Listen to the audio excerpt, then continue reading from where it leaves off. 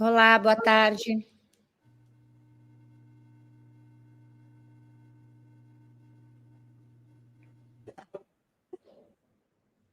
Boa tarde, você ouviu a nossa apresentação inicial? Nenhuma palavra. Agora, a primeira palavra. Tá certo. Então, vou apresentá-la novamente, porque Não nunca é precisa. suficiente Eu para só não estou estabelecer mais a vendo grandeza do você. seu nome. Doutora Dora Cavalcante, graduada em Direito pela Universidade de São Paulo, é advogada, é diretora do Innocence Project Brasil e é também conselheira e fundadora do Instituto de Defesa do Direito de Defesa. Passo a palavra para a doutora, tem 20 minutos. Muito obrigada, uma boa tarde. Em primeiro lugar, eu lamento muitíssimo não poder estar aí nesse plenário hoje tão importante, ontem também, na minha faculdade de Direito. Eu agradeço o convite, cumprimento tanto o professor Dieter quanto o Xixo por essa iniciativa espetacular. E cumprimento você, Tatiana. Eu não vejo ninguém, estou me vendo totalmente sem graça aqui na sala da minha casa, mas eu inicio dizendo que não fiquei à vontade para positiva para a Covid, e aí para ter o imenso prazer de dar esse abraço pós-Lava Jato. Então, eu tenho a sorte de ter acompanhado todas as falas pelo YouTube e nem vou ouvir, provavelmente, a campainha, como hoje as mulheres estão em minoria em relação ao dia de ontem, eu vou simplesmente sair falando, vocês vão ter que me fechar aqui nesse telão. Eu imagino que nessa altura do campeonato o professor Juarez Cirino e o meu querido Nélio Machado, grande colega e exemplo de advogado, estejam sentados à mesa, então também deixo aqui o meu abraço e parto para o texto em si do que eu preparei como sendo um relato e uma reflexão sobre o que foi advogar, né, com esse nome bonito, Coragem, Advocacia e Resistência na Lava Jato, em especial nos seus primeiros anos, nos seus primórdios, né? Seria maravilhoso, uma sorte imensa dos jurisdicionados, que a composição, a turma julgadora que analisou aquela montanha, né, o tubo que jorrava dinheiro e processos, tivesse sido composta pelos desembargadores, magistrados que acabaram de nos brindar com palestras tão profundas, cultas e também realistas e verdadeiras. Eu quero dizer que teria feito toda a diferença do mundo. Separei aqui alguns flashes, alguns momentos que eu considero muito emblemáticos em termos do que foi advogar efetivamente, buscar exercer o direito de defesa e representar clientes. Ainda hoje, represento uma série de clientes que sofrem, em 2023, efeitos nefandos desse grande rótulo que foi a Operação Lava Jato, mas eu separei alguns flashes. E eu começo lá atrás, em novembro de 2014, tentando fazer quase aí que o escorço histórico, né, na semana do dia 13 de novembro de 2014, ou seja, já ia rodando a Lava Jato, e numa das suas N fases, 13ª, se não me falha a memória, eu e vários outros advogados, Roberto Telhada, Maurício Zanoide, professor dessa casa, o grande Alberto Zacarias Toron, meus queridos Celso Vilardi e Pier Paolo Bottini, tivemos, então, uma reunião para tratar das possibilidades do que se entendia, né, que seria o impacto da Lava Jato em relação às empresas na Procuradoria-Geral da República. E acho que esse já é um exemplo que nos dá a temperatura exata do que viria a ser, ao longo dos anos, a Lava Jato, quando uma conversa com o doutor Rodrigo Janot acabou se esvaziando, né? Acabou simplesmente, eu diria que é aquela teoria da perda de uma chance, né?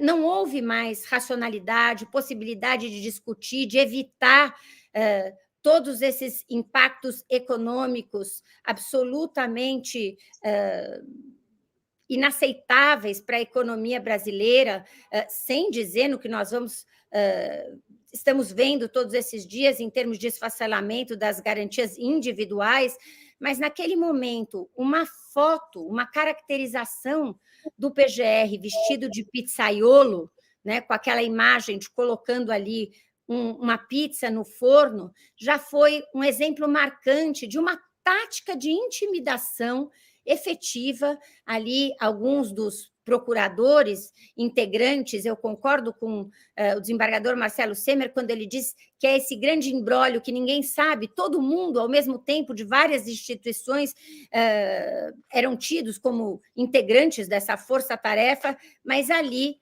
estiveram pessoalmente para dizer que aquilo não seria admitido e superou-se e esqueceu-se de qualquer possibilidade de tratar o que depois veio a ser a leniência, né, a melhoria dos mecanismos de compliance dentro de uma perspectiva racional e jurídica com aquele primeiro momento. Nessa mesma semana, 7 dias de diferença, no feriado que se aproxima, Dia da Consciência Negra, faleceu Márcio Tomás Bastos.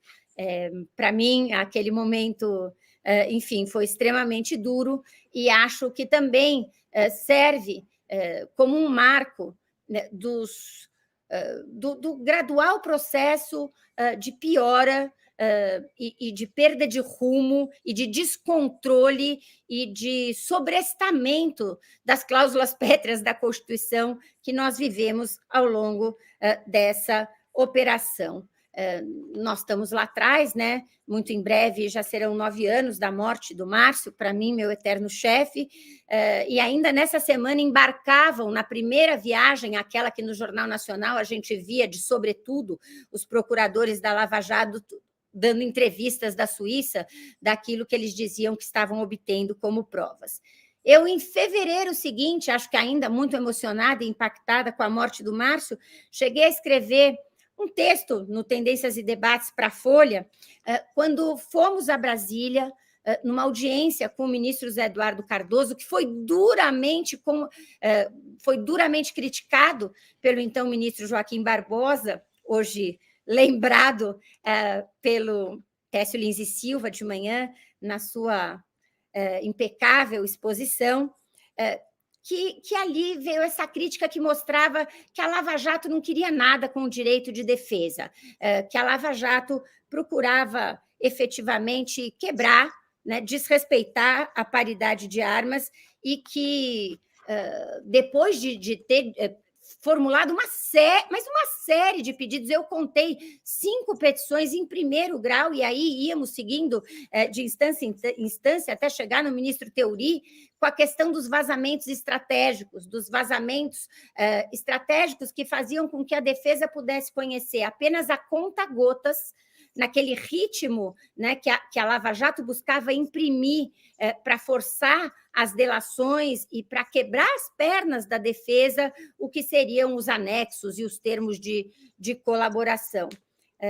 Fui até olhar lá atrás esse artigo, e lá eu ainda falava, né, que a defesa devia ficar calada, tímida, vexada, e que era preciso, já em fevereiro de 15, denunciar essa falácia, que o Brasil não precisava optar entre combater a corrupção e o Estado de Direito, que não estávamos diante de alternativas excludentes, que era salutar, sim, essencial mesmo desvendar e coibir saques às verbas públicas, mas igualmente essencial fazê-lo sem jogar fora o núcleo duro dos direitos fundamentais inseridos na Constituição. E aí eu já passo para o segundo momento que eu gostaria de destacar nesse longo aprendizado que foi advogar na Lava Jato, que foi, aí sim, aquilo que todo mundo sabia que iria acontecer, que em algum momento iria acontecer, não tinha nada a ver, mas absolutamente nada a ver com fundamentos jurídicos, né, com razões de fato ou de direito que pudessem ensejar a prisão. A construtora Odebrecht, até aquele momento que não tinha sido atingida por uma das fases, portanto, já tinha defesa constituída, já tinha prestado depoimentos, já tinha se colocado à disposição em prosa e verso, com procuração nos autos, em nome de vários executivos, mas vem uma fase nova, espetacular, uma fase ali, junho de 2015, dia 19 de junho, era aniversário do meu marido, então eu me lembro bem, porque eu não busquei o bolo, não compareci ao jantarzinho na minha casa, mas aquele estardalhaço talvez tenha sido a cena em que eu mais me vi na televisão brasileira, que sou eu de costas acompanhando, aparecem Marcelo Odebrecht e um outro executivo, presidente da Andrade, sendo colocados no camburão, começa efetivamente a alimentar-se o frenesi, essa sensação, esse grande engodo de que ao estrangular, né, ao nivelar por baixo as garantias individuais, né, ao jogar por terra as regras do processo penal, nós tivéssemos, enquanto país, avançando em termos de fortalecimento de uma justiça mais equânime, um acesso à justiça, que é uma grande farsa. Marco Aurélio Carvalho, ainda hoje de manhã, lembrava a questão da prisão em segunda instância e de quem foram os principais impactados, né, e afetados por esse sobrestamento constitucional, como eu venho falando. Eu vou aqui fazer um trechinho, uma inserção minúscula das conversas que se deram e que nós conhecemos agora. Até hoje de manhã estava aqui com um dos volumes sobre a Vaza Jato, para a gente ver o viés político escancarado, que naquele momento já ficava claro. No dia da prisão, 7h05 da manhã, uma conversa num grupo, e aí, caros, tudo em ordem? Daqui a pouco passo detalhes. Qual o nome da operação? Erga omnes, faltam somente 2 para serem encontrados. Excelente nome. Quem teve a ideia foi o Mauat, do começo ao fim. Ele está lá abduzido dentro da sede da Odebrecht. Deltan responde: MO, Marcelo Odebrecht, está tranquilo. Só a Dora enchendo o saco. E o Rios já está aqui, professor Rodrigo Rios. E aí, às 9h, começa o diálogo entre um jornalista do Valor e Deltan Dallagnol novamente, com perguntas alusivas às ilegalidades que estavam no forno. É fato que a delação de Pessoa colaborou efetivamente para a 14ª fase? E os DOCs suíços? E responde o Deltan, tempo e feiando. E o jornalista, kkkk. É ha, kkkk, ha, kkkk. Muito divertido esse proceder, esse método de arrastar as pessoas para a prisão. Sensacional. O maior número de executivos presos é da Odebrecht. Olha só o mimimi da Dora Cavalcante. E aí colocam algumas notícias. Dia 21, logo cedo, nessa sequência, depois de um comentário também curioso, ver a Dora servindo marmita não tem preço, bora publicar. O mesmo jornalista do Valor começa a indagar em off. O Lula está mesmo mais próximo do foco da operação? Passou a condição de investigado? Como a força-tarefa lida com o peso político que isso envolve? E aí a resposta de Deltan Dallagnol é assim, de esperança dele, não do país, é claro. Sempre existem muitas possibilidades e algumas vão se tornando promissoras. Gente, mais um mês, né? Estamos em julho. Eu não posso deixar aqui de relembrar, né, porque o tema é resistência, o momento em que eu fui impedida de entrar na sala de depoimento com o meu cliente, naquela época, Marcelo Odebrecht, lá na sede da Polícia Federal em Curitiba. O que aconteceu? Porque a história ela é completamente inusitada do começo ao fim.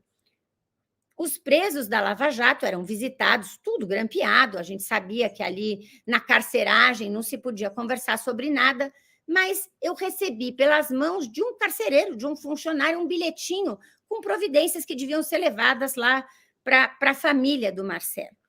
E alguns dias depois vem uma informação e o juiz Sérgio Moro, naquela época juiz Sérgio Moro, ainda bem que não é mais juiz, que estava jogando em todas as posições, centroavante, atacante, defesa, tudo, ele intima a defesa a entregar essa correspondência que nos tinha sido entregue. Não foi nem para mim, tá? Eu nem estava em Curitiba nesse dia, mas pouco importa. E aí, vejam os senhores e as senhoras, o grau de desrespeito pelas prerrogativas profissionais mais básicas. Como é que nós, advogados constituídos, iríamos entregar, sem motivo nenhum, dentro do inquérito, uma correspondência? Até hoje, às vezes, estou trabalhando em alguns casos com advogados de fora e falam assim, no Brasil não tem, né, attorney-client privilege, vocês não têm isso, né? Falam, não, a gente tem, nós temos. E o que nós fizemos foi apresentar, já com muita comoção, com aquele cenário, né, de todos os dias, imagens. A professora Gisele Cittadino ontem falou em tsunami cultural, esse captar de corações e mentes contra os acusados da Lava Jato. O que nós fizemos? Nós acautelamos esse bilhete, entregamos para a OAB do Paraná. Entregamos na sede da Ordem dos Advogados do Brasil, na seccional em Curitiba. E aí, nesse dia de depoimento, tudo isso para explicar, eu estou lá de manhã, normalmente vou entrar na sala, e um delegado faz questão de registrar o nome, porque eu concordo que a gente tem que seguir avançando nesse processo de alerta, de conscientização de que o que aconteceu não foi obra isolada de Sérgio Moro, foi liderada por ele, foi talvez concebida por ele ao longo de muitos anos de preparo, mas contou, sim, infelizmente, com desvios de função e de finalidade dentro do Ministério Público, o que definitivamente não representa a instituição Ministério Público Federal, e também com muitas pessoas do Departamento de Polícia Federal. E aí esse delegado Luciano Flores coloca o dedo na minha cara num corredor e sai aos gritos e diz que eu não vou entrar na sala de audiência. Eu falo, mas como? Eu estou aqui, eu vou acompanhar o depoimento. Se o senhor não quer que eu entre, vai ter que me dizer por quê. E a delegada, a doutora Renata, diz, olha, a senhora talvez passe a condição de investigada. Eu falei, mas pois não? Então vamos dizer do que eu estou sendo investigada. E isso foi num crescendo que nós tivemos que acionar efetivamente a OAB do Paraná e também o Conselho Federal, que então, doutor Pedro Paulo, eu tenho que ser grata a quem naquele momento acolheu a defesa e as prerrogativas profissionais da nossa equipe, eu não cuidava sozinha, obviamente, desse caso, e o doutor Pedro Paulo Medeiros, que era o Procurador Nacional de Defesa das Prerrogativas, sai do seu estado e vai a Curitiba. E quando ele entra na sede da Polícia Federal, como se nada fosse, Mauat, Luciano Flores, doutora Renata, entram numa salinha e o Luciano Flores serve um café para o doutor Pedro Paulo. Depois de eu ter sido entrevistada ali no saguão, eu tinha avó ainda, gente, eu tinha avó viva, que perguntava o que eu tinha feito de errado para estar naquela situação. E ele, com a maior disfarçatez, falou, não, foi só uma piada. A doutora Dora não vai ser investigada por nada, está tudo bem, nós já adiamos, está tudo certo. E aí, efetivamente, eu fui, naquele momento, acolhida por notas, né, do meu instituto, o IDDD, o Instituto de Defesa do Direito de Defesa, essa nota forte da Procuradoria Nacional de Defesa das Prerrogativas, em que se falava que era importante, sim, combater a corrupção, mas, obviamente, sem que a condenação de culpadas fosse extraída com base em ilegalidades, que não adiantaria nada gerar processos nulos e desrespeitar as leis, nota da Abracrim, do IBCCrim, do MDA, da ASP, e eu vou dizer aqui que a nossa resistência, né, da nossa equipe de advogados, enfim, infelizmente, não foi suficiente para barrar a avalanche que seria o esfacelamento das garantias individuais e, efetivamente, a prevalência da indústria da delação, que, lamentavelmente, levou junto uma parcela enorme da advocacia, né? Uma cooptação, o lavajatismo, ele tomou conta da própria advocacia, de fileiras da advocacia. Claro que não de maneira generalizada, eu acho que tem um temperamento mais ameno. Hoje, voltando à palestra do Técio, eu acho que existem maneiras e maneiras de fazer as coisas, mas o que hoje se sabe e que naquele momento já se falava, com base, né, no laboratório da troca da palavra do réu pela soltura, trocar a liberdade pela confissão, pela delação, como expediente mais cruel, mais baixo, mais vil, que foi feito em 2004 na Operação Farol da Colina. Tudo isso tem formas e formas, mas certamente esse arrancar da chave da cadeia pelo depoimento, confundindo mérito com fundamento de prisão processual, que foi a grande marca das colaborações premiadas, não poderia contar com a adesão da advocacia, fossem quais fossem os honorários, quais fossem os benefícios naquele momento. E aí, depois, estou olhando aqui o meu tempo, eu já pulo para o oferecimento de uma denúncia, talvez aqui como resistência, também um dos meus temas prediletos, porque acho que dão bem a ideia do grau de disfarçatez, mas disfarçatez implantado e chancelado, sim, lamentavelmente, naquele momento histórico específico, pelo Tribunal Regional Federal da 4ª Região, do que era a cooperação jurídica absolutamente ilegal, que tinha até nome na Suíça, que era a cooperação selvagem. Nós sabíamos, e nós aí eu já digo, lembrando que tão logo foi oferecida a denúncia, a defesa dos executivos da empresa foi cindida para 5 grandes escritórios de advocacia, Técio e Letícia Lins e Silva, o doutor Nabor Bulhões, o RCVA, escritório da minha grande amiga Flávia Raal, Renato de Moraes, que infelizmente já não está entre nós, e o professor Rodrigo Rios, passamos a atuar em favor de cada um dos denunciados.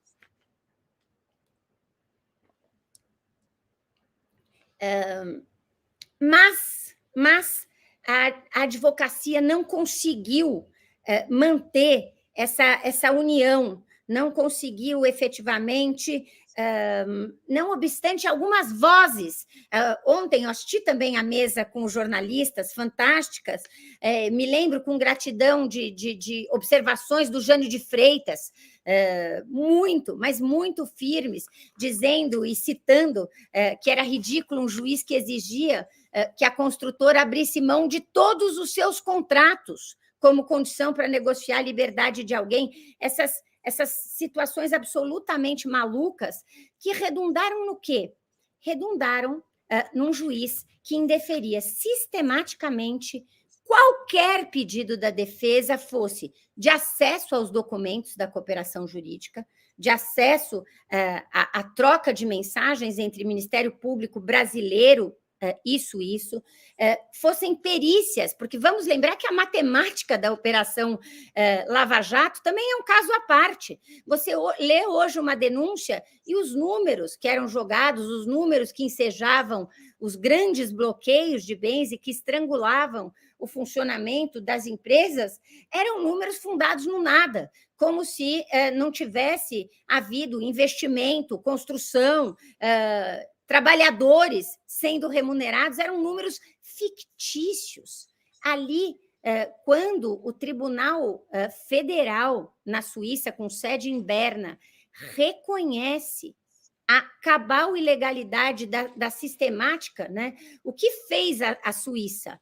E aí é bom que a gente tem que lembrar que, embora se fale muito no jeitinho brasileiro, os tentáculos da Lava Jato, eles chegaram efetivamente a muitos outros países. E no caso da Suíça, o que a gente já sabia e denunciava e colocava em petições é que era impossível que, no momento do recebimento da denúncia, já estivessem no Brasil documentos que o Ministério Público tinha acabado de formular uma rogatória ativa indo para lá, pedindo esses documentos. Há um rito, em todos os processos de cooperação, há um rito a ser cumprido. Então, hoje, olha, nós estamos aqui 10 anos depois, e olha a atualidade da decisão que causa, vamos dizer, desafios novos de implementação, causa perplexidade, exige um estudo aprofundado, agora, recente decisão do ministro Toffoli, a partir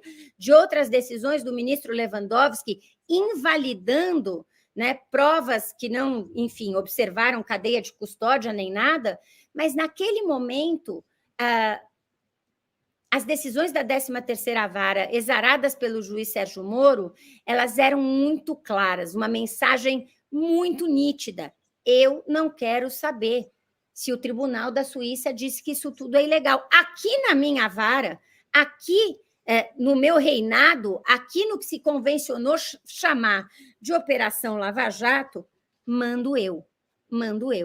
E não vamos aplicar. O trecho da sentença, da decisão, que não era ainda a sentença, era as vésperas da sentença, mostra muito isso. Eu tive a honra de escrever um artigo para a obra coletiva do Prerrogativas, o livro das suspeições, já fazendo ali um contraponto das mensagens da Vaza Jato, que mostram essa abdução, né, inclusive do procurador suíço Stefan Lenz. Estou trabalhando agora num caso em que estamos usando exatamente isso, em que o procurador está dando ele o jeitinho, quando ele fala, olha, fiquem tranquilos, tem lá a mensagem em inglês, que eu não vou ler para o meu inglês aqui não atrapalhar a compreensão de vocês, mas que ele diz, fica tranquilo, as nossas faltas vão ser sanadas se vocês mandarem rapidão e a gente disfarçar o que fizemos. Então, as mensagens, as entranhas da Vaza Jato, a mim, elas causam um certo mal-estar. Não há surpresa, não são necessárias para a comprovação da tese da suspeição, a comprovação das ilegalidades, mas elas são angustiantes, elas mostram, e aí, efetivamente, doutor Rubens Casara, eu não sei se eu concordo, eu acho que temos que seguir alerta.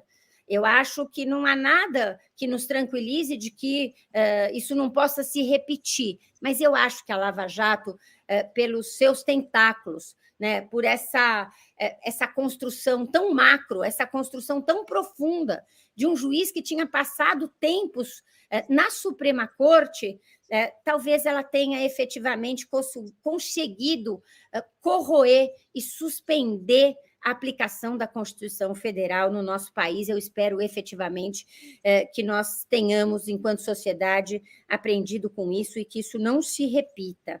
Eu vou ler mais um trechinho, porque eu acho importante, alguns trechinhos só para temperar da Vaza Jato. E esse trechinho, já recebi agora a mensagem, temos que concluir, ele é bom para concluir. Eu não conheço, talvez os colegas do Rio de Janeiro possam me ajudar. É um procurador que fala de mim, que é o Luiz Lessa, não conheço, mas ele comemora, manda uma notícia, o fato de que o nosso escritório não representava mais, naquele momento, Marcelo Odebrecht. E aí, procuradora Lívia Tinoco responde, essa Dora Cavalcante é fraca. Ele fez bem em trocar de patrono, ele, suponho que o Marcelo. Luiz Lessa responde, fraquinha. E aí o procurador Robalinho, raivosa. Luiz Lessa, não, é bonita. Pode dizer isso ou estou incentivando o estupro? Esse tipo de mensagem, né? Esse tipo de mensagem, eu digo que são mensagens que eu considero que engrandecem a minha experiência profissional e o meu currículo. Eu prometo, caro Dieter, que eu estou efetivamente concluindo aqui os meus flashes e o meu resumo. Eu acho importante a gente efetivamente refletir, conversar, deixar claro que essas manifestações absolutamente desrespeitosas, não a mim, que até achava engraçado o antagonista falar Dora, rainha do frevo e do maracatu, eu sou advogada. O meu problema eram os clientes, era o direito de defesa. Então, eu quero terminar com essa reflexão, porque na Wikipedia, com relação ao meu nome, está lá procurador Hélio Telho, dizendo a Dora Cavalcante deve desculpas ao Ministério Público e ao país. E aí o ha-ha-ha vem do procurador Vladimir Aras, que chefiava a Secretaria de Cooperação Internacional. Esse grau de profundo desrespeito, aqui em nome das mulheres, eu ouvia, voltando de viagem no carro outro dia, o podcast Bárbaro, da inteligentíssima Tati Bernardi, entrevistando Manuela Dávila. O podcast chama Desculpa Alguma Coisa. A defesa não deve desculpas. A defesa não deve desculpas a ninguém. Se de alguma maneira, quando conseguimos finalmente ganhar o habeas corpus, no caso, meu cliente Márcio Faria, teve a sua liberdade, né, restituída, vencidos o ministro Teori Zavascki e a ministra Carmen Lúcia, pelo voto do ministro Gilmar Mendes, Celso de Mello e ministro Toffoli, para mim aquilo é um prenúncio de que o pêndulo um dia voltaria à sua posição de equidistância. E muitos anos foram necessários para que isso acontecesse. E nós sabemos que não teria acontecido sem a resiliência do presidente Lula, sem o rigor técnico da sua defesa e o fato de que confiaram no funcionamento da justiça brasileira e que a justiça brasileira soube, com muito, mas efetivamente com muito desgaste, com muitas injustiças, tendo, infelizmente, permitido muitas ilegalidades, retomar esse caminho do meio. E temos que seguir atentas, porque nenhuma exceção justifica o sobrestamento das garantias constitucionais e pode barrar o funcionamento de uma defesa que não pode ser nunca, jamais, um braço operacional da acusação. Esse tripé da justiça só se sustenta numa posição horizontal de paridade de armas. Obrigada.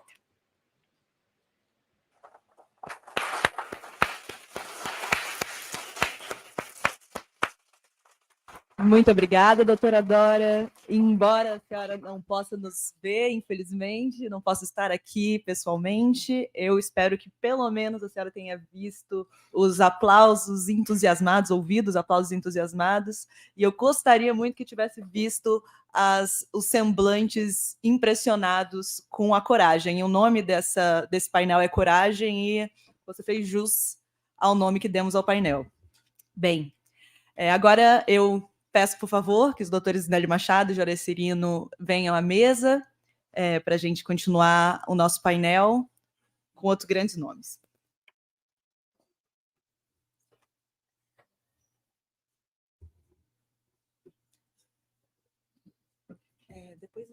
Depois eu posso assinar, não precisa ser agora, não.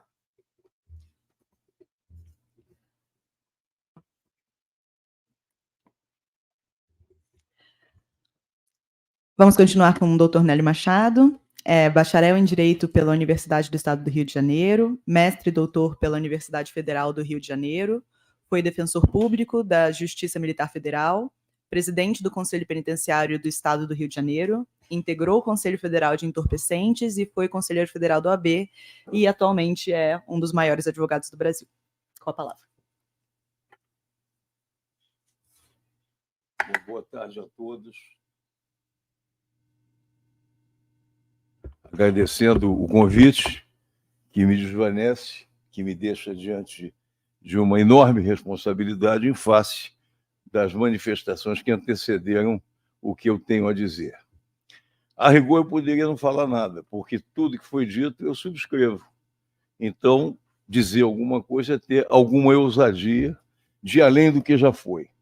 A Dora agora comoveu a todos, o Técio já tinha feito de igual modo, e, na realidade, todos, sem exceção, foram muito firmes no enfrentamento desta monstruosidade que representou essa indigitada, essa maldosa Operação Lava Jato. Eu vou fazer um esforço sobre-humano para não declinar o nome, nem do juiz e nem do procurador, e nem dos asseclas deles.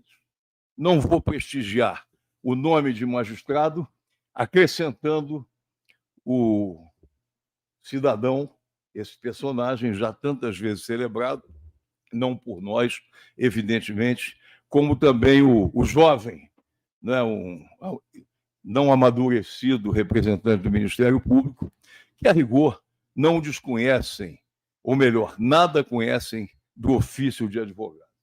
Me recordo de uma audiência em que, ao término dela, esse rapazola indaga se eu não era agressivo em demasia. E eu perguntei a ele, quantos anos você tem? E ele respondeu, uma idade bem assim de principiante, nada contra os jovens. E eu apontei a seguinte observação, você não viu nada, você já ouviu falar em ato institucional número 5? Você já ouviu falar em estado de exceção? Você já ouviu falar em estado novo? Você já ouviu falar nos grandes advogados que pontificaram durante o Tribunal de Segurança Nacional, Bulhões Pedreira, Evandro Lins e Silva, Evaristo de Moraes? Já ouviu falar naqueles que vieram depois, Heleno, Técio, Evaristo e outros tantos mais? Não, você não ouviu. E do mesmo modo que você se comporta de maneira inadequada, e seus companheiros também, digo mesmo do seu colega de acusação, que é este magistrado, que de juiz não tem absolutamente nada. O compromisso dele com a legalidade é absolutamente nenhum. E audiências fiz, nas quais havia aquele, não era nem um triunvirato, era uma equipe de acusadores, comandada essa equipe pelo juiz, esse nome proscrito do meu dicionário, e ao lado dele, 3 réus de advogados delatores e o meu réu sozinho. Eu contra tudo e contra todos. Evidente que sucedeu com ele o que se passou com todo mundo. Tive muitos clientes na Lava Jato e deixei de ter todos, para meu orgulho e para meu conforto. E devo dizer também que, se por um lado a advocacia brasileira escreveu uma página maiúscula, inesquecível, grandiosa, sem possibilidade de se mensurar o que foi o destemor, a coragem daqueles todos, eu nomeei alguns, mas muitos outros podiam ser referidos, e, na verdade, a advocacia claudicou muito, porque não é possível que não se tenha percebido desde a primeira hora que o juiz era manifestamente incompetente. Manifestamente incompetente. Numa prova de direito, se alguém admitisse a competência do juiz do Paraná para cuidar do caso Petrobras, não passaria de ano. Seria reprovado. E, em segunda época, também. E não concluiria a faculdade. Esse foi o mau exemplo da advocacia brasileira. Aqueceram, se dobraram, se curvaram, prestavam vassalagem, não por um prato de lentilhas, mas de pepitas de ouro. Sentaram-se à mesa, batendo a porta do Ministério Público. Estou aqui para colaborar. Salvo uma parte da fortuna, recebo honorários indecorosos. E aqueles que pretendiam defender, e há alguns poucos, lamentavelmente, alguns pouquíssimos até. E a Dora citou exatamente o que se passou. Ela deixou de ser advogada, a rigor, pelo menos na dimensão da sua atuação inicial. Aí entrou o Técio, entraram outros, mas submetidos ao guante de uma justiça de exceção, em que pressurosamente a mídia aplaudia, a mídia fazia com que aparecessem pedaços de delação, delações editadas, em que o advogado se presta ao papel de fazer um papelucho, que chamam de anexo, que é um papel imundo, indecoroso, em que nesse papel se diz qual vai ser a alcaguetagem. E vai lá o cliente. E é isso mesmo. Seletivo esse depoimento sempre, sem nenhuma seriedade, sem nenhuma investigação, sem nenhum propósito de buscar a verdade.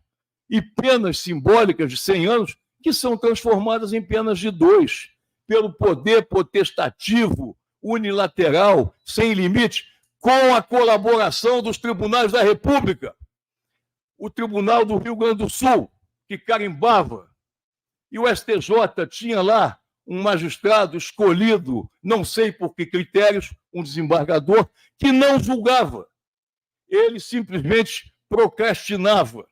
E quando se batia a porta do Supremo, invocava-se, não raro, não direi nem de quando em vez, mas de vez em sempre, a ignominiosa súmula 691. Num ou outro caso, excepcionalmente, passava-se por esse tipo de controle. Os jornais noticiavam: a decisão foi sufragada, foi endossada, foi placitada, foi prestigiada por vários tribunais. Não é verdade. O senhor, eu não quero falar o nome, vocês sabem quem é também, é outro a seca, é outro da patota, é outro daquela galera que concordava. Me lembro que um deles, cinicamente, quando na sustentação oral de um habeas corpus, me permitia indagar da corte se era plausível, se era possível que um juiz recebesse o prêmio pela Globo no Copacabana Palace de Black Tie como personalidade do ano e fazendo um discurso onde ele afirmava: meu trabalho é um trabalho conjunto com o Ministério Público, com a autoridade policial. E um deles, faccescamente pede vista. Não porque pretendesse examinar coisa alguma, para endossar e retardar. E qual era a metodologia? Enquanto se chegava ou no Supremo ou perto do Supremo, outra prisão preventiva, obrigando que a via crucis se iniciasse. E nesse meio tempo, com base na interpretação da duração razoável do processo, que não foi feito esse princípio da emenda 45 para fazer mal a ninguém, ao contrário. Uma pessoa idosa, para desfrutar de uma benesse, julgue-se rápido. Mas processo criminal andar depressa para fazer o mal, isso é uma barbaridade, isso é uma monstruosidade, isso é um absurdo, é alguma coisa que não se pode tolerar. E advogados, sem expressão, sem nomeada, sem importância, viraram especialistas, o Celso já disse isso, delacionistas, uma nova cadeira que as faculdades não conhecem. O que eu sou? Delacionista. Aí vem o eufemismo.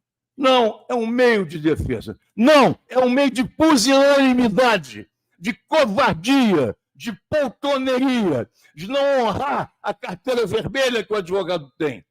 Nós somos resistência. Nós somos aqueles que nos antepomos aos rigores desmedidos de um Estado que persegue. O caso tem que ser julgado de acordo com a lei, com ponderação. Os acordos, todo mundo já leu algum? Os acordos de colaboração. Tem uma cláusula que é uma vergonha que isso tenha passado pelo crivo de advogados, de tribunais, do Ministério Público, onde se afirma textualmente que não pode haver dissenso, não pode haver protesto contra a competência, não pode haver protesto em relação a cerceamento ao direito de defesa.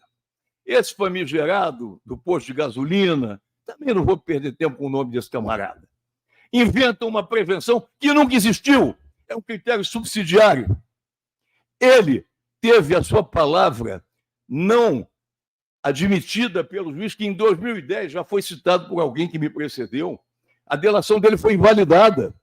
O senhor, o cara, falou que ele não se sentia, por razões de foro íntimo, em condições de prosseguir com o caso. Em 2010, depois, com o estrelato, se arrepende, lembra do artigo ignóbil, faccesco, absolutamente ignorante, de 2004, Mãos Polidas, dizendo da necessidade de chamar a imprensa, de vazar que alguém está delatando para que alguém corra na frente. Isso é juiz aonde? Isso é justiça em que lugar? Isso mereceu aplauso. E entendo até que, com tudo quanto se tenha dito acerca da interferência norte-americana, ou seja, do que for, essa conivência também das autoridades suíças, porque andar em desconformidade à lei não acontece só no Brasil, não, acontece em muito lugar, por aí afora. Dizem que o Saldanha, quando foi ser técnico da seleção, teriam perguntado a ele sobre a criminalidade do Brasil. e matança de índios e tal, ele perguntou, olha, tudo bem, mas como é que vocês explicam o fato de vocês terem a melhor polícia do mundo? Só tem santo na Inglaterra? Evidentemente que não. Algo semelhante numa ida à Alemanha também veio à tona. E o que importa, fundamentalmente, é o seguinte: onde estavam os advogados do Brasil? Onde estavam aqueles que estão retratados no livro do Heleno, Advocacia da Liberdade? Onde estão os que atuaram no Estado Novo? Onde está o Bulhões Pedreira da defesa de Pedro Ernesto? Onde está o Raul, pai do Tércio? Onde está o meu pai, Lino Machado? Onde estão todos aqueles que jogavam na mesma linha, não havia dissidência? Se um advogado ousasse seguir o caminho da delação, não sentaria à mesa com o colega, não teria a menor condição de convívio, seria apontado como aquele moleque do colégio primário que falou mal de um coleguinha por uma conduta de somenos importância. Então, falar de Lava Jato, mesmo com os Estados Unidos, a ditadura teve apoio norte-americano, o tio Sam, depois de 68, aí sim, houve advogados presos, Tércio sabe disso muito bem, que no dia seguinte já estavam defendendo o Heleno, o Jorge Tavares e outros mais. Esse é o exemplo. Esses são os advogados. Esses são os exemplos. Não são os que capitularam. Eu não me conformo em ver isso. E estou à vontade, não que eu seja pioneiro, mas de certa forma fui. Porque em 2014 tem um artigo meu na Folha dizendo deste personagem malévolo, sinistro e que deslustra e desonra a magistratura brasileira. Ele diz que a culpa não é dos astros. E eu digo que ele pode julgar galinha, porque ser humano ele não pode julgar. O juiz tem que ter fotofobia das luzes da mídia, tem que ser circunspecto, não pode dar razão a um lado e desrazão ao outro. O que aconteceu ali é alguma coisa que é impossível de narrar. Nem o melhor romancista, se concebesse essa história, poderia crer que isso tivesse acontecido. Com a tradição da advocacia do Rui Barbosa, dos advogados da maior qualificação, o Brasil se notabilizou. Lá tem o Clarence Darrow, tal, né? Tem o Henri Robert, tem o Mário Zerbe, que cortaram a cabeça dele para defender os 16. Esse é o papel do advogado. E esse papel não foi cumprido historicamente no Brasil. Não foi. Os advogados têm que se olhar no espelho e pensar por que motivo se acovardaram. Por que motivo não olharam o Código de Processo Penal? Por que não olharam a Constituição? Por que não perceberam que a competência que o Supremo diz inexistir? O impedimento. Eu comparei este personagem, eu dizia numa petição em 2014, repeti em 2015, que o livro de cabeceira dele é o My Camp. Isso saiu publicado numa entrevista do Paulo Moreira Leite no Espaço Público, ou no fim de 14, ou no início de 15. Todo mundo sabia disso, basta olhar com os olhos de ver. A luz do sol mostra. E até na penumbra se enxerga. E não quiseram ver. Advogados medíocres enriqueceram. Medíocres, absolutamente despreparados, pusilânimes, que não honram a profissão. Não honram. Fizeram um desserviço que a história, o Fidel tem, a história me absolverá. A história não absolverá os advogados da delação. Serão todos condenados. Todos condenados. Vão ter direito de defesa. Mas é uma defesa difícil. Como tem substitutivo penal, não persecução penal, censura o exercício da profissão.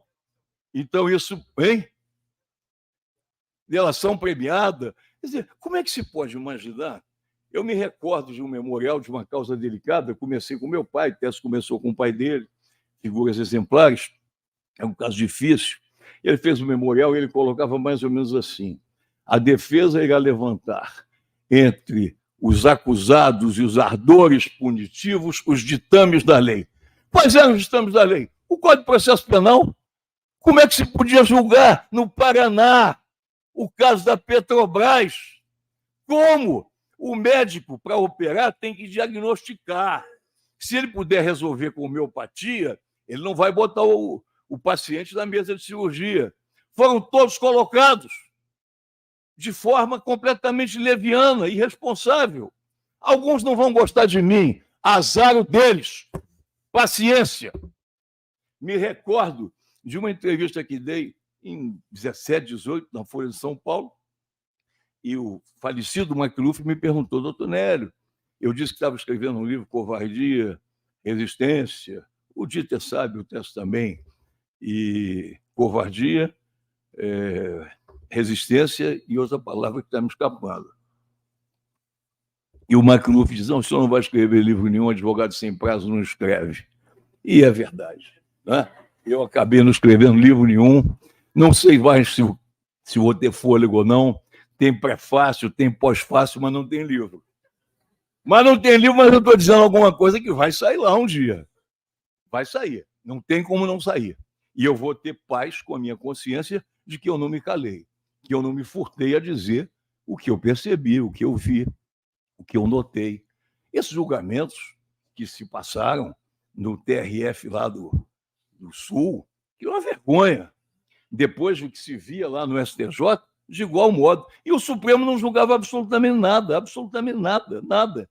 A indigitada e tenebrosa súmula 691, denegação de justiça. E a Globo, com aquela imagem, né, do dinheiro jorrando e tudo mais, como se a Globo pudesse ser exemplo de virtude, né?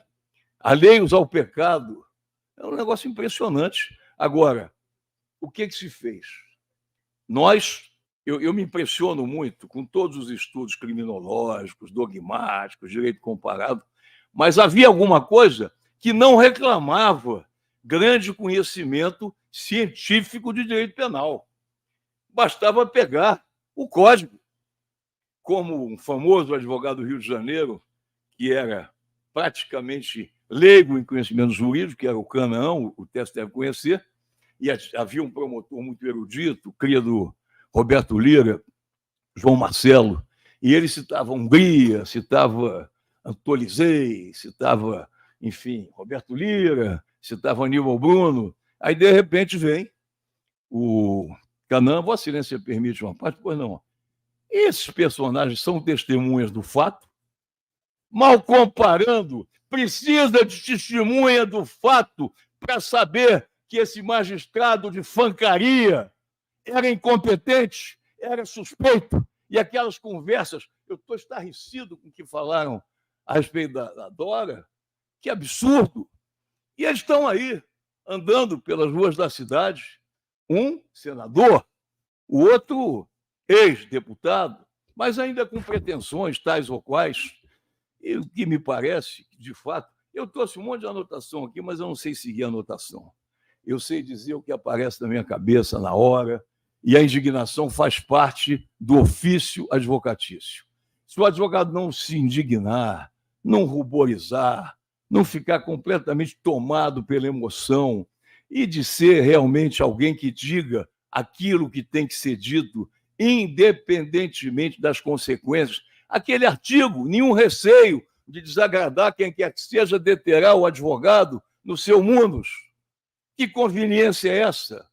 Que boa convivência a gente há de ter com quem transigiu, com quem não agiu com correção, com quem seguiu por aí afora, e mais, advogado de delator tornando-se advogado delatado, com a anuência do Ministério Público, com o beneplácito do juiz. Aquele artigo, eu me recordo de uma audiência em que eu, provocando o Ministério Público, num certo caso em que eu era advogado de alguém que deixei de ser, isso aconteceu, eu acho que o cara mais derrubado da canoa, nesse caso, fui eu.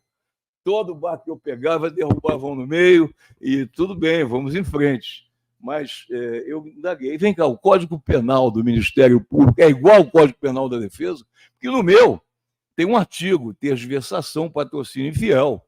O de vocês não tem, não? Aí um deles tentou esboçar uma explicação canhestra. Não, nós achamos que quando essa fala robustece a incriminação anterior, vale, pode, não tem problema nenhum, tem todos os problemas. Fiscal da lei, não são fiscal da lei coisa nenhuma, também é algo que a gente tem que se rebelar sempre.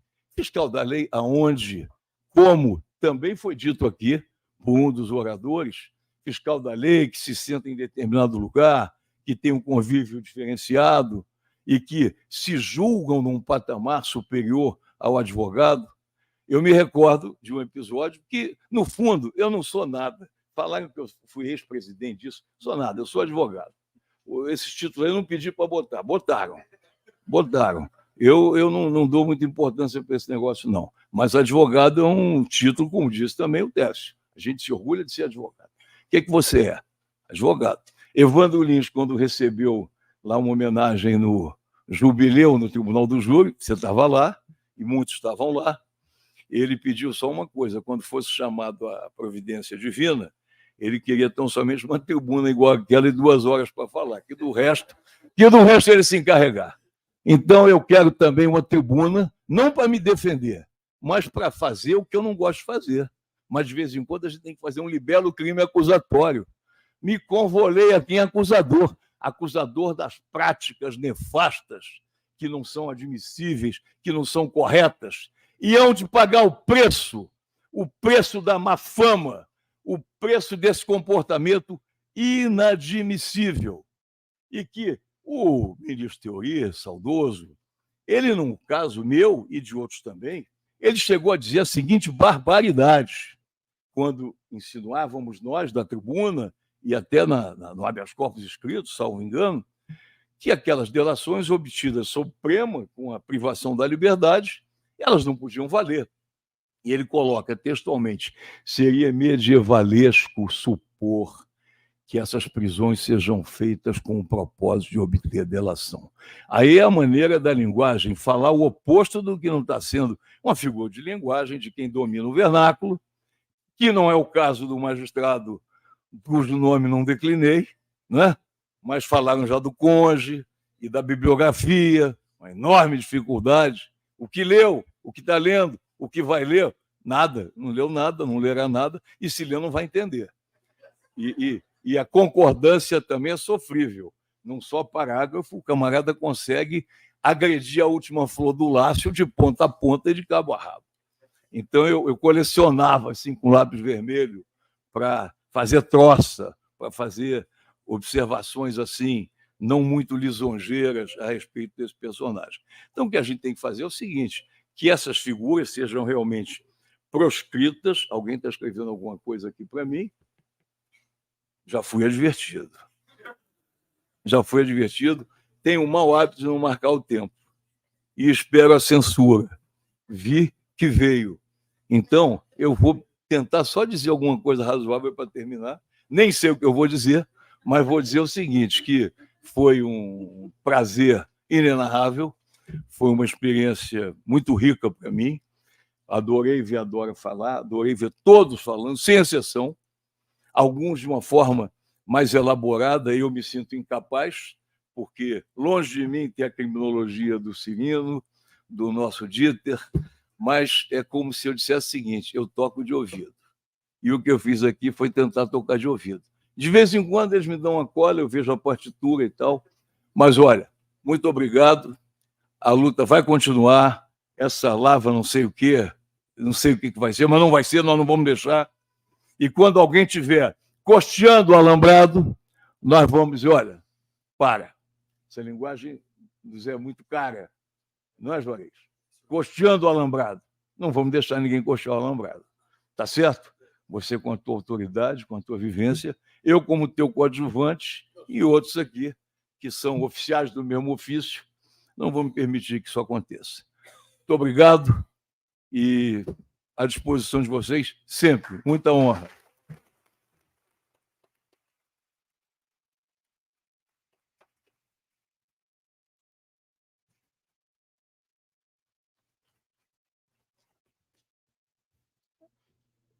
Uma curiosidade, no seu currículo está escrito: atualmente é advogado, ponto. Então tá bom, obrigado. E eu achei muito engraçada essa singeleza com que estava escrito, então me obriguei a dizer: é um dos maiores advogados do país. Está aprovado só pela fala de ouvido, né? Bem, agora eu passo para um dos grandes tudo. dos grandes professores desse país, o professor do meu professor, uma pessoa que admiro há muitos anos e que me honra muito estar ao seu lado nessa mesa. Dr. Juarez Cirino, graduado em Direito pela Universidade Federal do Paraná, mestre em Direito pela Pontifícia Universidade Católica do Rio de Janeiro, doutor pela Universidade Federal do Rio de Janeiro e pós-doutor pela Universidade de Saarlandes.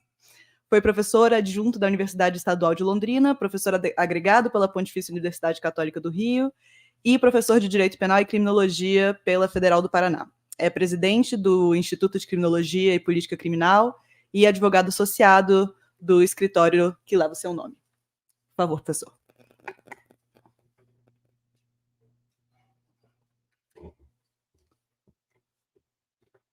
Minha querida Tatiana,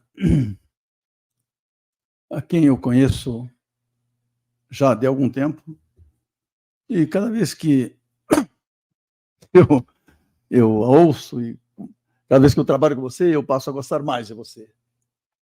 Pela tua competência, pela tua afabilidade, enfim, pelas tuas qualidades que saltam os olhos.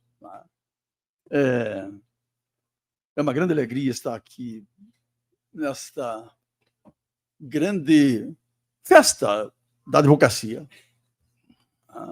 brasileira, porque falar da Lava Jato é colocar em ação a advocacia brasileira. É preciso trazer a advocacia brasileira. Eu quero cumprimentar, bom,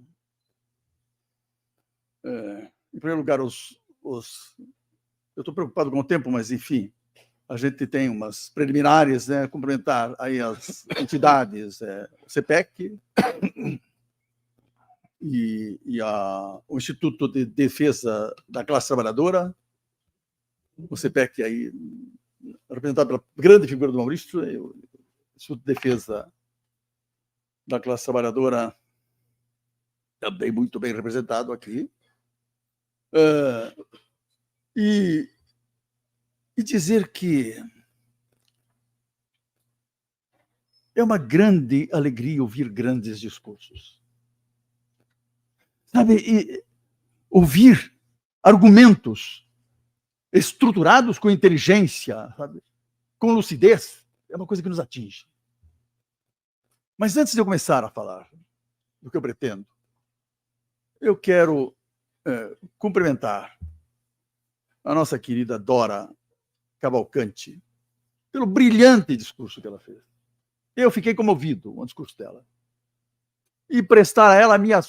Eu não sabia do fato que ela narrou, a plena solidariedade e o pleno repúdio contra a ofensa de que ela foi vítima. Né? Esses fatos não são nada perto da grandeza pessoal da Dora Cavalcante.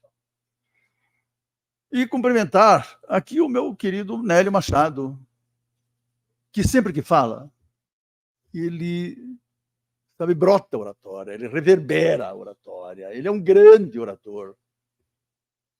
É um grande advogado, porque é um grande orador, porque os advogados têm que ser grandes oradores, porque nós vivemos e produzir convencimento, nós precisamos de argumentos, produzir convencimentos, porque temos que convencer o juiz, o tribunal. E nisso, o Nélio é um mestre incomparável. Incomparável.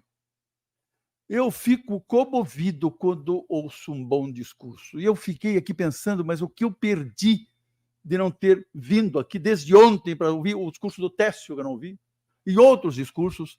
Eu vi uma parte da mesa anterior e senti que eu perdi muito, mas eu não podia ter vindo, porque nós, advogados, sabemos, enfim, das nossas limitações de tempo e nossos compromissos profissionais. Eu gostaria de estar aqui, mas não pude.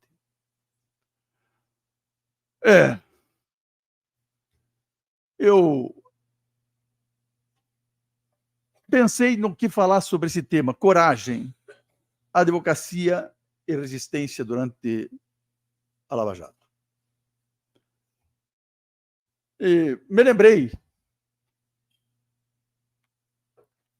que, na verdade, eu tenho dedicado muitos anos da minha vida ao estudo, e eu vou citar o nome dele porque eu acho que é preciso citar o nome do juiz, que é o exemplo do anti-juiz, que é a negação da figura do magistrado, que representa tudo que o juiz não deve ser, que é o juiz Moro. E eu vou citar também o nome do Dallagnol, porque o Dallagnol é a figura do anti-Ministério Público, é, enfim, uma figura que torna, quer dizer, que macula o Ministério Público, que macula, não sei se ele faz parte do Ministério, maculou o Ministério Público, como o Moro maculou a magistratura.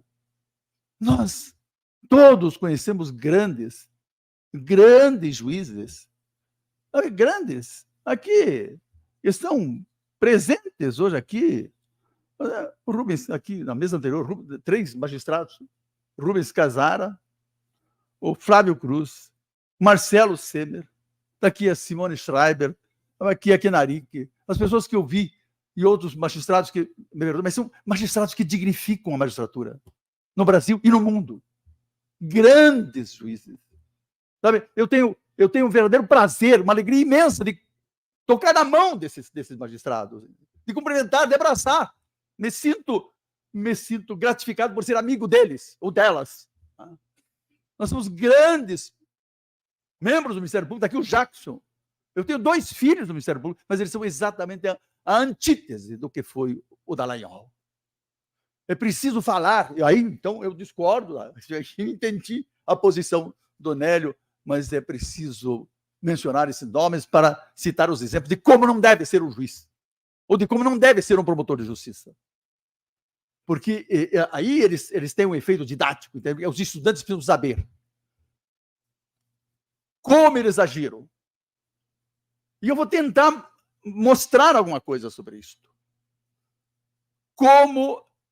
Eu já vi, eu estou falando há 13 minutos? Não, está contando para... Assim, é isso. Então, não me assuste, né?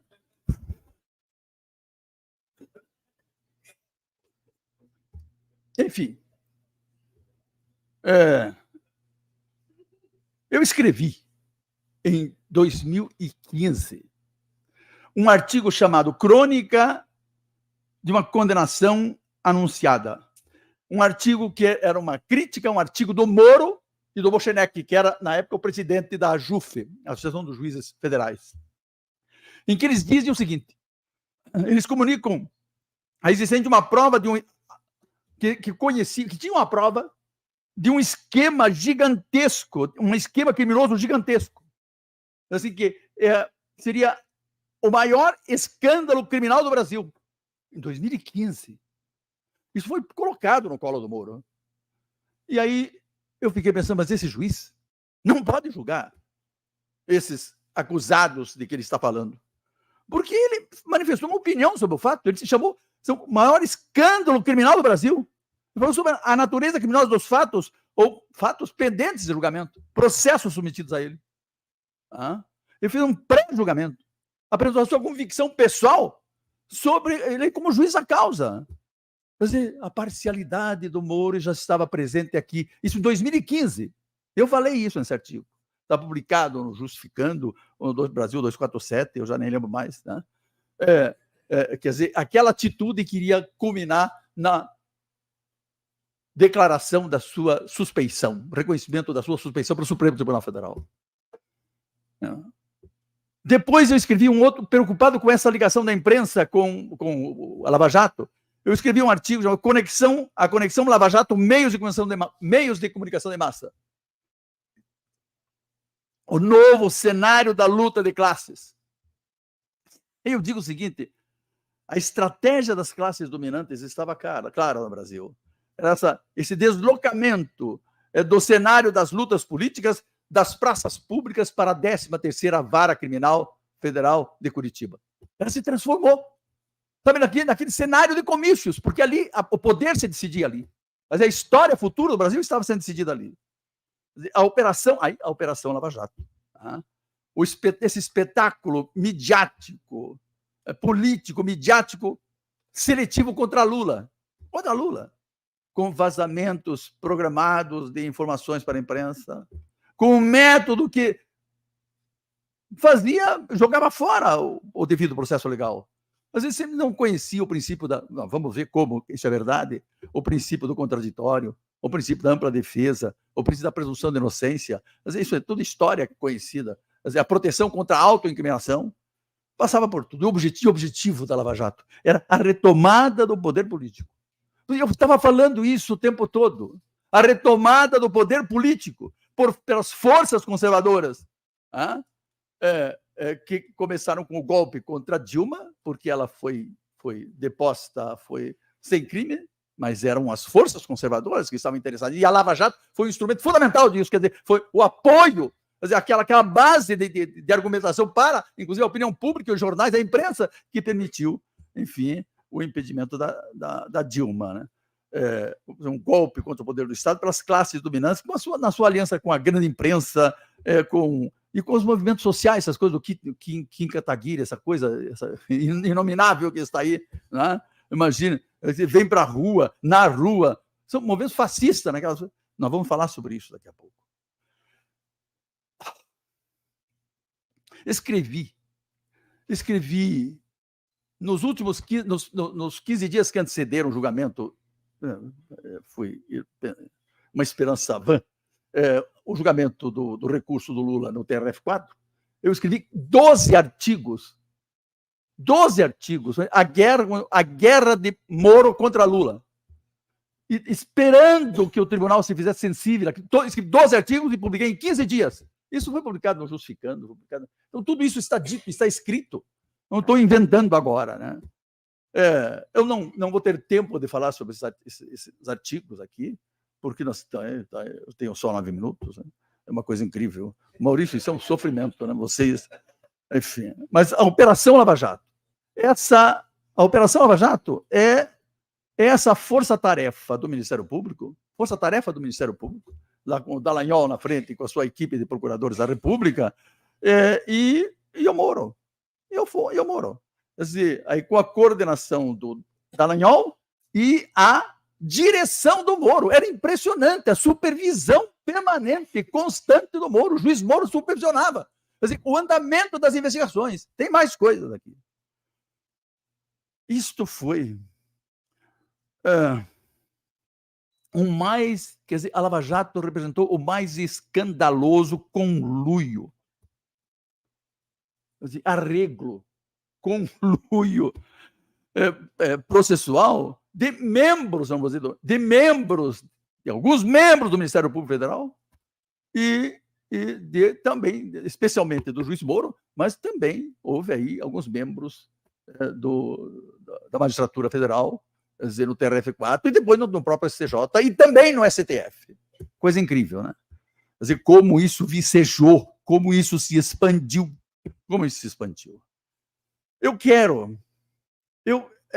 Eu já falei tanto sobre.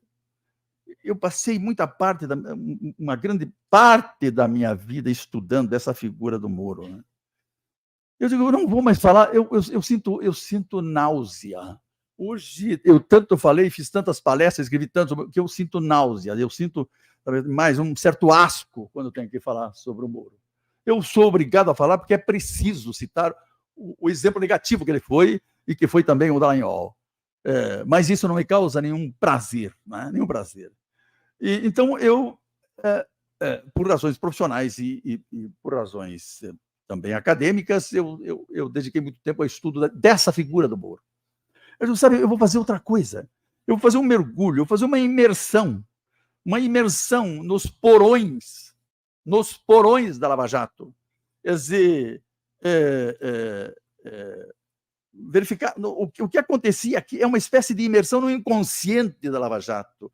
O que acontecia aqui, os conchavos, as chicanas, as trapaças, as tramóias que ocorreram, enfim, eu estou falando de tentar entrar nas entranhas, fica muito bem, entrar nas entranhas da Lava Jato. É como se nós tentássemos pesquisar aquilo que não aparece conscientemente nas audiências e, enfim, nas sentenças ou nas decisões, mas aquilo que está por trás daquilo tudo, que está no inconsciente, enfim, da Lava Jato, nos instintos, eu dizia aí, nos instintos, quer dizer, nas paixões da Lava Jato.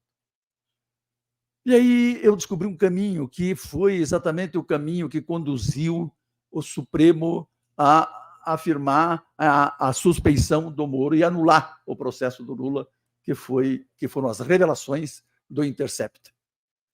O Intercept realizou um papel aqui extraordinário. Isso passou pelo escritório do Nilo Batista, entende? Chegou à imprensa, e todos os fatos publicados pelo Intercept são verdadeiros. Então, eu examinei cada um deles, e eles foram até bastante comedidos, mas a idoneidade, a credibilidade, eu diria até a legitimidade do Intercept apareceu precisamente no julgamento do Supremo Tribunal Federal, que, com base nas revelações, declarou a suspeição do Moro. Então, o papel extraordinário. Então, ninguém pode dizer que eu estou usando aqui uma prova que tem isso, esse defeito, aquele, porque eles usaram métodos, mas, enfim, isso... sendo para absolver, a defesa pode fazer isso. Sendo para absolver, a acusação não pode fazer isso. Mas a defesa, se não tem alternativa, até mesmo uma prova ilegal. É possível, se é a última saída, então tem que recorrer a essa prova ilegal. Mas esse caso não foi nada ilegal. Quer dizer, eles simplesmente denunciaram aquilo que o mundo não podia conhecer. Muito bem. Então é sobre alguns fatos dessa natureza que eu quero falar. Primeiro, os diálogos entre o Moro e o Dallagnol, que são riquíssimos. É isso que explica o que foi a Lava Jato. É isso que explica o que foi a Lava Jato. Em primeiro lugar, a orientação do planejamento da persecução penal pelo Ministério Público Federal. A orientação pelo Moro. Então, tem o seguinte fato. O Moro, aspas, diante dos últimos desdobramentos, talvez fosse caso de inverter as duas planejadas, quer dizer, as duas operações planejadas, de inverter. E o juiz dizendo isso para o Ministério Público. Aí o Dallagnol disse, não vejo problemas lógicos em acatar a sugestão. No dia seguinte começa a Operação Acarajé. A 23ª fase da Operação Lava Jato. Segundo fato, a proposta de uma ação conjunta na imprensa contra críticas do PT, do Diretório Nacional do PT. O Moro diz assim, pergunta para o Dallagnol, o que acha dessas notas malucas do Diretório Nacional do PT? Aí ele diz assim, deveríamos responder oficialmente? Ou pela AJUF? Mas o juiz, ou pela AJUF? Vamos usar a AJUF, estava à disposição dele, a AJUF. E deveria, na primeira pessoa do plural, o Intercept destaca esse detalhe, né? Essa é uma ação coordenada, conjugada do juiz do Ministério Público. Fato 3. O questionamento do ritmo das prisões e apreensões da força-tarefa do MPF. O Moro. Pergunta assim, para o Dallagnol, não é muito tempo sem operação? O Dallagnol diz, sim. Você imagina como eles agiam. Você imagina que mas isso aqui é uma revelação que não foi... Aí dizia o Gilmar Mendes, eles não contestaram isso. Eles não contestaram, logo é verdade. Aí, o 4, o que eu estou dizendo aqui é o seguinte, quer dizer, em todos esses, eu esqueci de mencionar, quer dizer, onde é que foi parar a divisão de poderes? Quer dizer, a questão do princípio da acusação, a igualdade das partes, a questão da imparcialidade do juiz, aqui o juiz parcial. O segundo fato é também a questão do princípio da acusação, manifestação pública sobre processos em julgamento. O terceiro fato viola o princípio onde é que foi o princípio do contraditório? A igualdade das partes, a separação de poderes é uma coisa. O quarto fato, aqui é interessante. A estratégia de produção de prova, a determinação de uma estratégia comum de produção de prova entre o Moro e o Dallagnol. O Moro diz o seguinte, então o seguinte, fonte informa que a pessoa em contato estaria incomodada por ter sido solicitada a lavratura de minutas de transferência de propriedade de um dos filhos do ex-presidente. Aparentemente, diz o Moro, a pessoa estaria disposta a prestar informação. Então, estou repassando. A fonte é séria. O juiz. Ele está selecionando a prova. Aí o Dallagnol, obrigado, faremos contato. O Moro, seriam dezenas de imóveis. Aí o Dallagnol, eu estou pensando em fazer uma intimação oficial até com base em notícia apócrifa. Quer dizer, são mentirosos, até com base em notícia apócrifa. Você veja como é que funciona o processo penal, como é que funcionava o processo penal na Lava Jato. Aí o Moro, como supervisor da ação de persecução penal, diz assim, melhor formalizar, então, quer dizer, fazer dessa forma. O quinto fato, uma nova discussão sobre estratégia da persecução penal. O Dallagnol diz, olha, delação de 77 executivos ao Odebrecht, corrupção impressionante, 150 políticos, Temer, Dilma, Lula, Eduardo Cunha, eu cito mais 7 ou 8, né? O Moro, reservadamente. Acredito que a revelação do fato e a apuração do processo deveria ser paulatina, para evitar abrupto periat mundus. Eu não sei onde é que ele encontrou essa expressão, mas não conhece latim. Abertura paulatina segundo a gravidade, o Moro para o Dallagnol. Abertura paulatina segundo a gravidade e qualidade da prova. Como é que fica? Espero que a Lava Jato sobreviva, pelo menos nós. Eles sobreviveram à Lava Jato? Não. Aqui, onde é que fica o princípio do contraditório? Essa estratégia de persecução penal pelo juiz. E a questão da imparcialidade do juiz. Está aqui tomando parte, né? Como é que ele vai julgar? Como é que ele vai julgar esse caso? O sexto caso. Eu tenho 10. Tá? Acho que tenho tempo. Não tenho mais. Manifestação de rua contra Dilma. Quer dizer, aqui ocorre um delírio paranoico recíproco do Dallagnol e do Moro. O Dallagnol diz o seguinte, parabéns pelo imenso apoio público hoje, né? Lembra aquela desfile, protesto contra a Dilma, né? Seus sinais conduzirão multidões. Então, nessa ação penal que inclusive para reformas de que o Brasil precisa nos sistemas político e de justiça criminal. Eles estavam sonhando com a presidência da República. O Dallagnol seria ministro sei lá do quê. Tá? Eles iam tomar o poder. Eles iam, enfim, quase tomaram o poder. Né? Tomaram o poder por mim. Claro que tomaram o poder. Mas, pessoalmente, aqui. Aí o Moro diz assim, veja a modéstia do Moro. Fiz uma manifestação oficial. Parabéns a todos nós. Aí ele acrescenta, ainda desconfio muito de nossa capacidade de limpar o Congresso. Um juiz dizendo isso, de nossa capacidade de limpar o Congresso. Mas o melhor seria que o Congresso se autolimpasse, mas isto não está no horizonte. Não sei se o STF tem força suficiente para processar e julgar tantos e tão poderosos, mas ele achava que tinha. Né?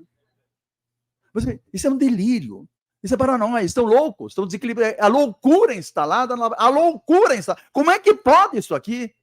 Isso é uma mistura de vaidades pessoais, projetos políticos, de uso do processo penal para fins políticos, para finalidades políticas. Pois foi isso que eles fizeram o tempo todo. Eu estava dizendo isso, mas eu não tinha essa revelação. Sabe? A gente dizia isso porque deduzia. Aqui veio a comprovação. O Intercept comprovou o que a gente estava dizendo. Ele demonstrou. Quer dizer, o que aconteceu aqui com o princípio acusatório? Quer dizer, a divisão de papéis do juiz do Ministério Público acabou. Foi por ralo. Aqui, a crítica do Lolo, não, perdão, os Lolos, a crítica do do Moro contra a disciplina contra o desempenho de uma procuradora da República que ele achava que era deficiente. Assim, o Moro. Prezado, a colega, Laura Tessler, de vocês, é excelente profissional, mas para inquirição em audiência ela não vai muito bem. Desculpe dizer isso, mas com discrição. Tente dar uns conselhos a ela para o próprio bem dela. Um treinamento faria bem. O juiz dizendo, um treinamento faria bem. Favor manter reservada essa mensagem, que você vê ficou muito reservada, né? Aí o Dallagnol, ok, manterei sim, obrigado. Outra coisa. A discussão sobre uma estratégia, a questão uma discussão de uma estratégia contra a nomeação de Lula como ministro da Casa, chefe da Casa Civil da Dilma. Isso perturbou muito a Lava Jato. Demais, porque já vamos saber por quê. Eu primeiro vou contar o fato, depois assim. O Dallagnol pergunta para o Moro: a decisão de abrir está mantida mesmo com a nomeação? A nomeação de Lula como ministro? Confirma a decisão de abrir. Que abrir o quê? De revelar a gravação, de tornar público aquilo que, enfim, ele não pode tornar público. Aí o Moro, que devia estar, mas ele já sabia o que ia fazer, diz assim: qual é a posição do MPF? Aí o Dallagnol: abrir. Quer dizer, abrir. No dia seguinte, o Moro revela em público a gravação da interceptação telefônica da Dilma com o Lula. Ele não podia fazer isso, não podia gravar, mas gravou, porque ele sabia. E se o Lula fosse nomeado ministro, ele perderia o grande caso da vida dele. Ele estaria ainda hoje lá na 13ª vara, dando as sentençazinhas horríveis dele, mas estaria lá. Porque aí a competência era do Supremo Tribunal. Quer dizer, não sabemos o que poderia acontecer, mas ele não teria tido a notoriedade que teve. Ele não podia perder esse réu, ele precisava garantir o seu réu. E para garantir o réu, ele tinha que publicar isso. E publicou. Divulgou. Depois, uma semana depois, ele pediu desculpa, ficou no pedido de desculpa, mas ele praticou um crime. E aqui, não é só ele praticou, aqui houve participação em crime por instigação do Dallagnol e houve autoria do crime do Moro, que revelou que não podia ser crime revelar, né? E ainda vem a questão da desigualdade de poder, quer dizer, de desigualdade das partes e a questão da equidistância do juiz, e o princípio, tudo fica violado aqui. Né? Mais um diálogo aqui, que eu vou simplificar, um diálogo da divulgação, sobre a divulgação da interceptação telefônica do Moro. Aí o Dallagnol diz para ele: a liberação de Grampo foi um ato de defesa. Tem mais coisas que ele diz, mas isso aqui fica assim: foi um ato de defesa? Defesa de quem? Um ato de defesa do quê? Do juiz? Um ato de defesa? Aí o Moro diz o seguinte: não me arrependo do levantamento do sigilo. Era a melhor decisão, era a única decisão. Se ele não faz o levantamento, isso causou toda aquela situação. E aí veio aquela liminar do Supremo, o Lula não foi nomeado, e continuou réu da Lava Jato, do Moro, foi condenado, quer dizer, aí a história vocês conhecem, mas veja aqui, como é que aqui está a razão de ser. Por que ele precisava do seu réu? Ele precisava por causa dos seus projetos políticos, entendeu? E os projetos políticos também de toda a direita fascista brasileira que estavam por detrás disso aqui. Ainda a acusação do triplex, né, aquele PowerPoint lá dos procuradores da Lava Jato, né? Aí o que interessa destacar aqui é o seguinte: o Dallagnol diz assim: a opinião pública é decisiva. A opinião pública é decisiva. É um caso construído com prova indireta e palavra de colaboradores. Eles sabiam, prova indireta, quer dizer, indícios, não tinha nada, não tinha prova nenhuma. E palavra, eles sabiam que a prova era fraca. Aí, o Moro, isso ele disse na véspera da denúncia. 2 dias depois da denúncia, o Moro disse assim: denúncia baseada mesmo em prova indireta de autoria. Aí, o Dallagnol fala o seguinte: Na comunicação, a comunicação foi aquela entrevista que ele deu, pública que ele deu, na comunicação, evitamos esse ponto. É malandragem, né? Esse é o Ministério Público. Esse é o Ministério Público do Dallagnol, né? Não o Ministério do Jackson, enfim, e do meu, tenho 2 filhos que são do Ministério Público. Enfim.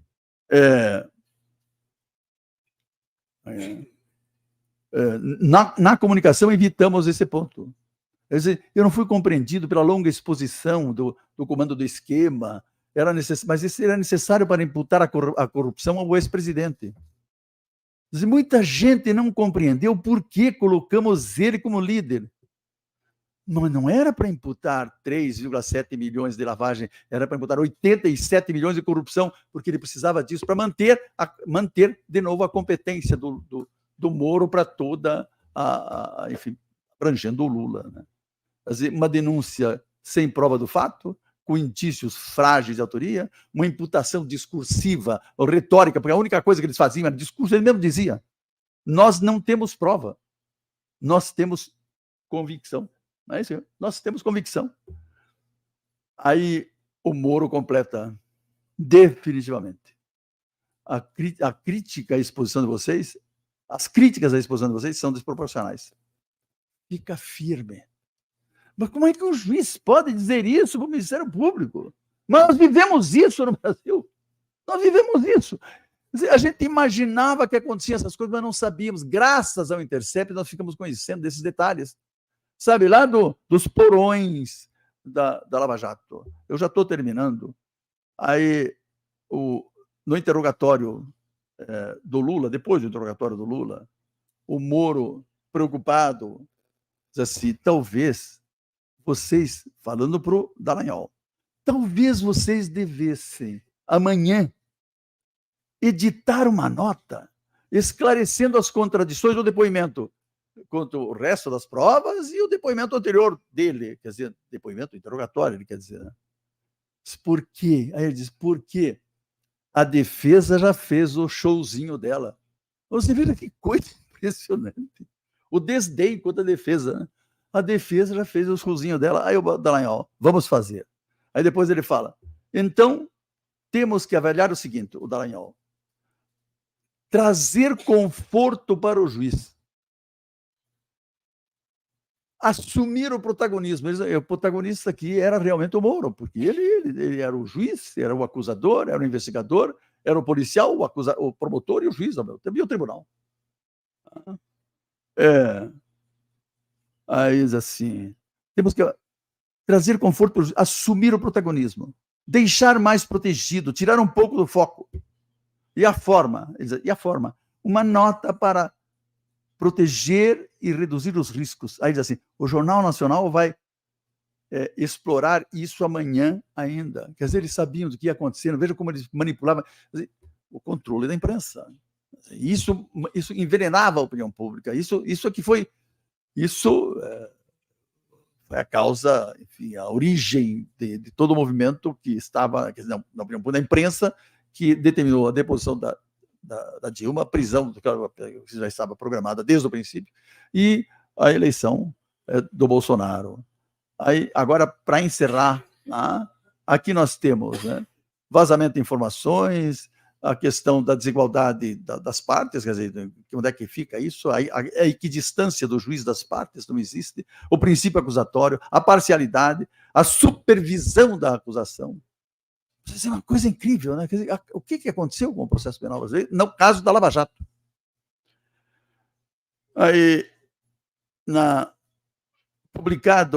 publicadas enfim, as escutas e enfim, os registros, as gravações do Intercept, o Moro deu uma entrevista no Estado de São Paulo assim: absolutamente normal.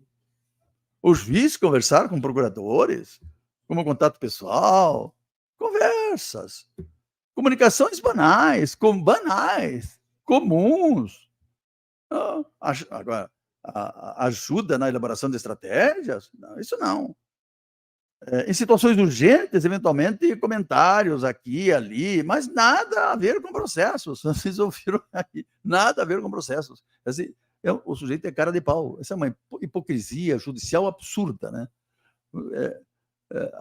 Na verdade, o resultado final disso é esse aqui. A condenação do Lula foi o preço, a condenação de Lula foi o preço da compra do cargo do Ministério da Justiça e da Segurança Pública do Moro. O Moro comprou esse cargo com a condenação do Lula. Mas mais do que isso, ele garantiu a eleição do Bolsonaro com a condenação do Lula. Está vendo que ele representou isso?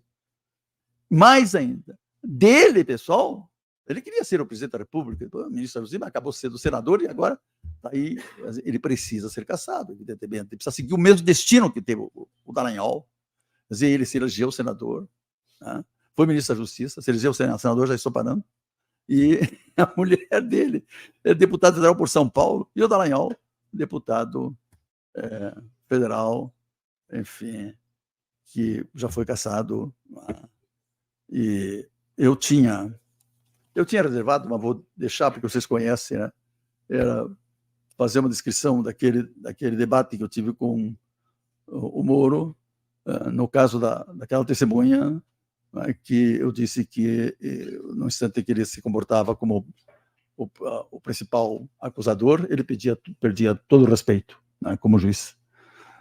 Mas vocês todos conhecem esse fato, eu não vou, então, reproduzi-lo, mas foi, talvez, o grande momento que a gente teve na Lava Jato. Eu só defendi um réu. Só defendi um réu, que foi o Lula, que era, evidentemente, o mais importante. Só defendi o réu. A origem, o motivo, a razão de ser da Lava Jato foi o Lula. Desde o princípio, eu sabia disso. Desde o princípio.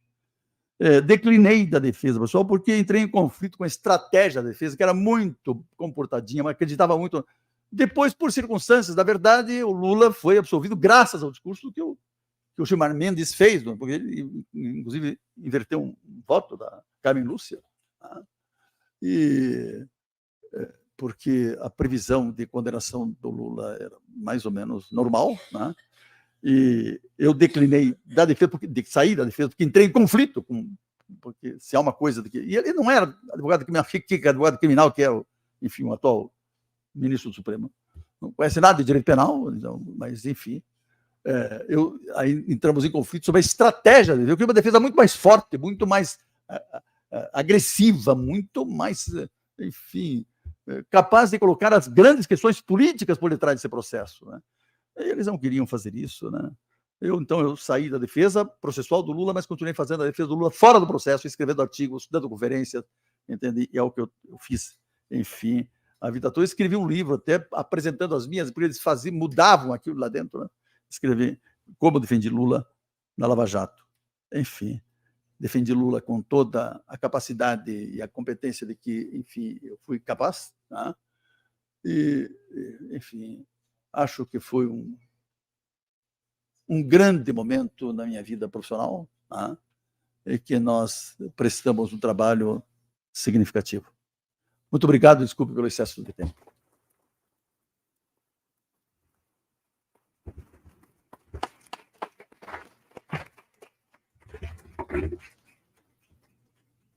Muito obrigado, professor Cirino.